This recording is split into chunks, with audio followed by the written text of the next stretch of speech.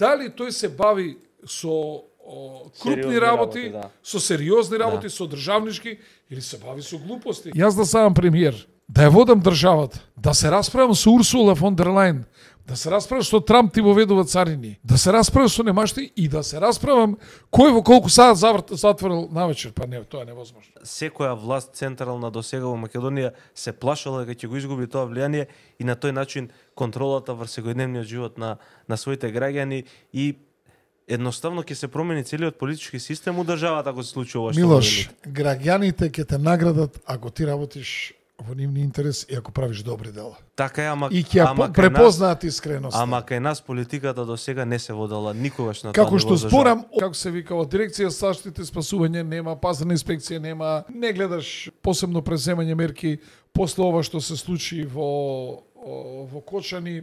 Џабе државата има контролната улога. Гледај што се случува во Чаирсот и во градбите. Никој не мрдна со прст. Не слушаме. Ја претпоставам дека негде кога таа афера почна негде од февруар, март месец, 6 месеца на оваа ситуација, никој да не мрдне со прст. Од обвинителство не гледаме ништо.